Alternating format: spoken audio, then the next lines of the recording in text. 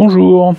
Alors, j'ai cherché des maquettes à vous présenter ou à comparer avec les avions expérimentaux ou les avions fictifs, voire furtifs, que je vous ai présentés ces derniers temps. Et j'ai pas toujours trouvé ce que je voulais, mais j'ai trouvé quand même un bon paquet de choses. Et ça va me faire plaisir de vous les présenter dans les semaines à venir. On va éviter de trop en faire d'un coup, mais peut-être faire un rendez-vous une fois par semaine. Mais donc voilà, je suis retombé sur cet avion que j'avais pas oublié, mais que j'avais mis dans un coin de carton, et je me suis dit, bah tiens, ça va être parfait à vous présenter, puisqu'il s'agit du Supersonic Clipper, qui est donc un peu l'équivalent d'un avion supersonique à usage civil, avion supersonique et subsonique, qui aurait pu être le concurrent du Concorde, mais qui ne l'a pas été. Voilà, alors le Boeing SST Supersonic Clipper est un projet qui a été développé aux États-Unis, évidemment, qui aurait dû donner naissance à un avion concurrent du Concorde, mais les résultats du Concorde, et surtout les premiers résultats du Concorde qui montraient très clairement dès les débuts que c'était beaucoup trop cher pour une utilisation à large, j'allais dire à large spectre, à large utilisation par le public et réservée certainement uniquement aux élites. Le fait est que, bon, de toute façon, ça coûtait beaucoup trop cher, le Concorde marchait déjà très bien, et bon, ils n'ont pas vu l'intérêt d'aller au-delà du projet en maquette, en papier. Je ne sais pas, je ne pense pas qu'il y ait eu un prototype de fabriqué qui ait jamais volé. Ou alors j'ai mal regardé, mais il ne me semble pas que ce soit le cas. Donc en fait, ce que vous avez là, c'est clairement une maquette qui pour moi font partie des armes de désinformation des Américains et de pas mal de pays, de proposer des objets fictifs pour faire croire que ça existe en vrai. Et le fait est que là, donc très clairement, dans l'optique de voir voler cet appareil, Revell, il y a de cela plus de 50 ans, a sorti cette maquette présentant, alors c'est là l'intérêt de la maquette d'ailleurs, c'est pour ça que je l'ai pris, qui présente la maquette sous deux formes, c'est-à-dire qu'il y a vraiment, en fait il n'y a pas un avion mais deux avions. Il y a l'avion en vol supersonique et l'avion en vol subsonique avec les ailes déployées un peu comme le F-14. Je pense qu'en fait cet avion de Boeing, d'ailleurs les ailes rappellent énormément en fait le F-14 qui a été développé dans les années 60 et qui est sorti et qui a été utilisé surtout dans les années 70 si je me rappelle bien.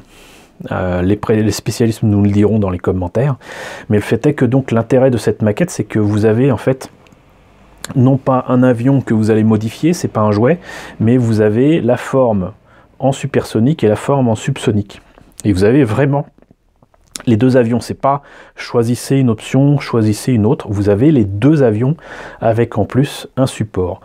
Donc, outre qu'il y avait ça, c'est surtout que je l'ai acheté au Village Jouet Club, comme vous voyez ici, pas très cher, 13,50 €. 13,50 € ce truc-là. Voilà, donc ça fait quoi, même pas 7 € la maquette de belle taille, hein, parce que la maquette est de la taille de cette boîte. Chacune des maquettes. Et en plus de ça, c'était à l'époque pour fêter les 50 ans de Revell. D'ailleurs, je pense que je l'ai acheté il y a 10 ans. Donc ça veut dire que Revell a 60 ans. Enfin, Revell avait 60 ans, parce que la version Revell américaine n'existe plus. Il ne reste plus que Revell Europe, j'espère pour quelque temps encore. Mais ce qui est amusant, c'est que du coup, donc, par contre, si je ne me trompe pas, la maquette, elle, a du coup bel et bien 50 ans, et non pas 40 ans, comme c'était indiqué là. Du coup, on va voir ce que ça donne à l'intérieur de la boîte, mais vous aurez pu apercevoir, bon, peut-être le tour de la boîte aussi quand même, c'est qu'ils ont reproduit vraiment à l'identique la boîte de 1968 Ils ont réutilisé du coup bien évidemment les moules et tout ça, mais la boîte, ils n'ont pas amélioré ou revu quoi que ce soit a priori du design original, des dessins originaux. Donc là, vous avez des photos du modèle, des modèles montés et peints. Vous en avez a priori identiques là sur le côté. Et donc là, il précise ce qu'il en est donc pour le vol supersonique et le vol subsonique. Voilà, donc du coup, on va voir ce que ça donne à l'intérieur. Alors,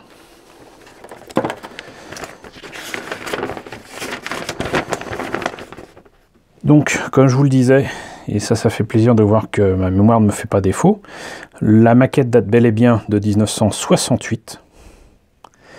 Et donc elle a les défauts inhérents aux maquettes de cette époque-là, quoique j'avais acheté aussi à cette époque-là, et je crois que c'était à Euromaquette déjà, le site de lancement de la première fusée américaine, qui je crois est la Jupiter C, et j'étais assez étonné par la qualité des petites figurines qui étaient avec, qui doivent approcher certainement du 1/100e, mais bon, il faudra que je retombe dessus et que je vous montre ça. Quoi qu'il en soit, donc, voilà. On voit que c'est quand même vachement facilité par des pièces assez simples à monter. Finalement, il y a beaucoup de détails à rajouter ensuite, avec notamment, si vous allez le mettre de toute façon en position donc subsonique, puisqu'il y a les deux. Donc vous avez bien évidemment les trains d'atterrissage, les moteurs, les ailes, même les moteurs, vous voyez, c'est deux pièces, pouf. Les baies de train, non, c'est pas des baies de train, ça. J'ai l'impression qu'en fait c'est pour autre chose. Qu'est-ce qui est écrit ? Rien d'écrit, bon. Et après, c'est l'emplacement des décalcos et le socle. Donc, j'avais commencé à travailler dessus. Donc, il y a une dizaine d'années. Et puis, j'ai abandonné parce que, voilà, j'allais déménager. Mais vous voyez que donc il y a des détails sur la surface. Le problème, c'est que des détails en plein. C'est-à-dire que tout ce que vous voyez là, il va falloir que je le reprenne avec un graveur. Ça va être super chiant, surtout que je ne suis pas doué avec ça. Et bon, on peut éventuellement s'aider avec les trucs qui sont en plein sur la surface là, mais il faut être vraiment très précis. Bon, heureusement, c'est des trucs qui sont carrés, qui sont droits, on peut s'aider éventuellement d'une règle, pourquoi pas.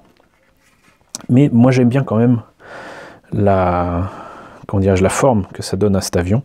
Ça fait vraiment futuriste des années 60. Ça me rappelle les engins qu'on voit dans Thunderbirds, hein, dans les Sentinelles de l'air, hein, ni plus ni moins.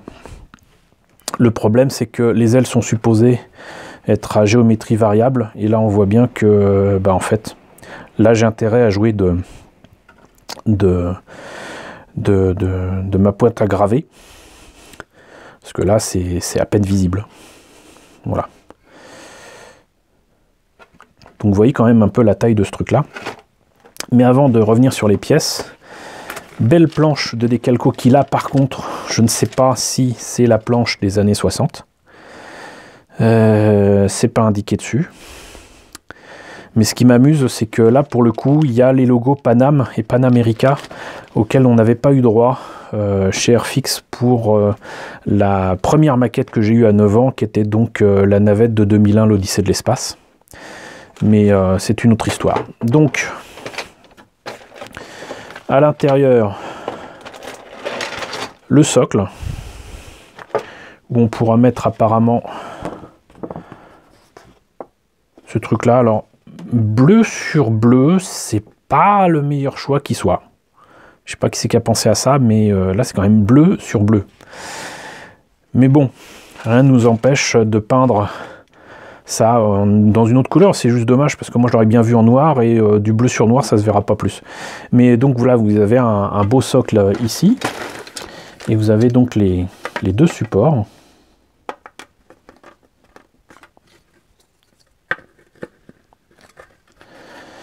Et du coup, là, je m'aperçois qu'en fait, il y a un trou ici, mais qu'il faut le faire. Il n'est pas terminé. il est là, mais il n'est pas terminé et je ne peux pas vous montrer ce que ça donne dessus. Mais c'est une bonne idée, ça. C'est une bonne idée parce que ça, du coup, si vous ne voulez pas de ce trou, bah, vous ne l'avez pas. Vous n'avez pas à le boucher. Si vous le voulez, vous avez juste à le percer. Bah, moi, je dis chapeau à Revell d'y avoir pensé en 1968. Le reste des pièces prouve qu'on a bel et bien, encore une fois, droit à une maquette assez succincte des années 60. Mais vous avez quand même des détails assez intéressants. Alors, blanc sur blanc, ça ne va pas être évident de vous montrer quoi que ce soit. Vous voyez, ici, il y a ces machins-là, je ne sais pas ce que c'est, des aérofreins ou quoi. Là, on voit que le moule avait quand même pas mal vieilli. Mais voilà, donc vous voyez la différence de forme que ça lui donne. La voilure n'est plus la même. Mais donc du coup il y a surtout le nez, qui tout comme le Concorde, est modifié, sauf que au lieu d'être en un seul point, il est en 3 points. C'est un transformer quoi. Voilà. Donc les ailes cette fois-ci à géométrie variable sont là, mais avec les volets en position d'atterrissage. Pour ceux qui ne le savent pas, les ailes ont souvent des volets à l'extérieur des ailes qui permettent de modifier encore la surface et la prise d'air.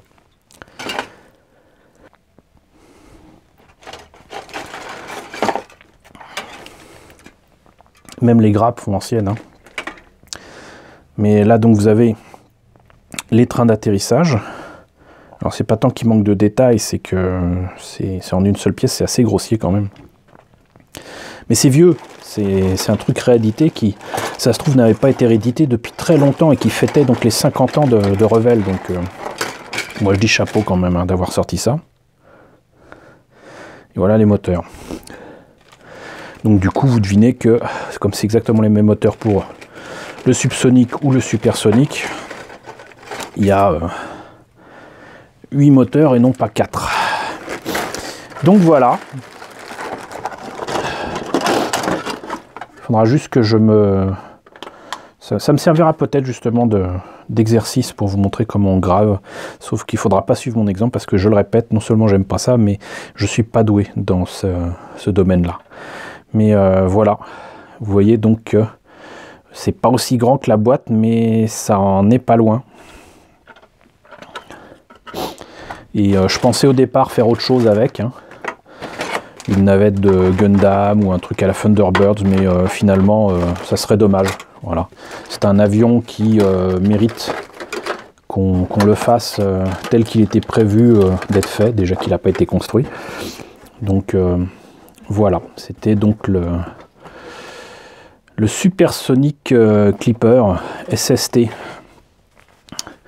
de Boeing. Maquette de Revell de 1968 qui fêtait il y a une dizaine d'années les 50 ans de Revell. Voilà. Et j'espère que la présentation de cette maquette vous a plu. Donc bah écoutez, n'hésitez pas à me dire ce qu'il en est dans la section commentaires. N'hésitez pas à liker, les pouces vers le haut en ce moment, c'est important. N'hésitez pas à partager, n'hésitez pas à vous abonner si ce n'est pas déjà le cas. Coucou aux nouveaux abonnés qui nous ont rejoints, j'espère que les sujets que je développe régulièrement vous intéressent. Coucou aux grands anciens, ce mois-ci ça fait 3 ans que vous me suivez, merci à tous de votre fidélité, merci à tous de votre soutien et je vous dis à très bientôt pour la présentation de nouveaux X-Planes.